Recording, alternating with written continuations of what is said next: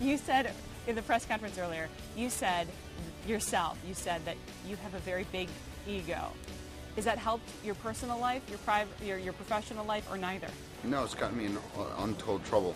But when you can use that and put it into a way to keep yourself humble enough to get some confidence in what you're doing, right. It's no big deal. You know, it ain't rocket science. We're out there making movies and having real lives and all that. So I just, I don't think I have that big an ego, and it doesn't flare up that much, you know. But I do tend to think that I'm pretty much always right about what I'm saying. Being able to create such wonderful works that get acknowledged in ways like this by the Academy, it's got to be so gratifying. It's gratifying kind of beyond words, but I think every film that I've been involved in winds up, I think, reaching this point for a different reason. And I think really surprise is the biggest reason with Frost Nixon. People just think, you know, it's a recreation of the interviews.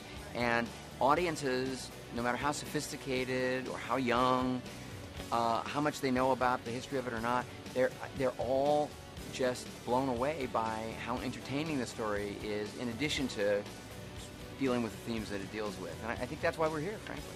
You said earlier today that this is a high point in your career, but just a high point, not the high point. But a pretty wonderful point to be at, I would think, nonetheless. Yes, it is. And I think if you think of all these things as a moment rather than the moment, you're better off, because if you're not lucky enough to be the name called, it's a moment that is past. And if you are lucky enough, it's still a moment that will pass. I've said this before. It's dangerous to look at anything as the moment of your life. I suppose when you're very old, sitting on a porch eating peanuts, maybe, you can look back and say, well, these were the high points. Your body is in rockin' shape, and everyone's talking to you about how to get your body in shape. Let's talk instead about the nakedness of your character, because as an actor, you have to sort of let that all go when you're on screen. But did you get nervous at all, even so, in front of, even if it was a closed set, just being so exposed?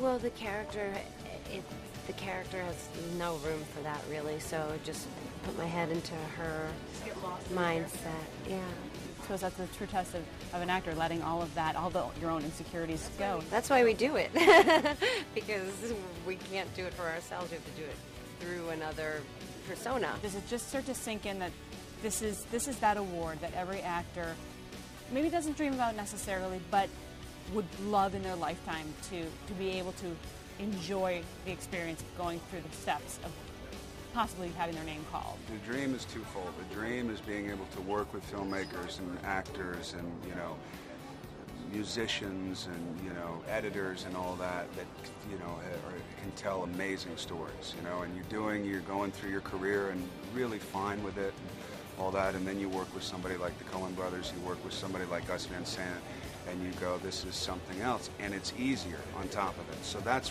one of the great things. The other thing is being a little kid and watching on your TV the Academy Awards and watching these people who literally you've put on the most amazing, inspirational pedestal imaginable, and now cut to me sitting in a luncheon. You're going to be in one of those boxes, right? No, but you're going to be in one of those boxes when they read the nominees' names. It's truly, truly surreal, and I could not be more deeply honored. Truly.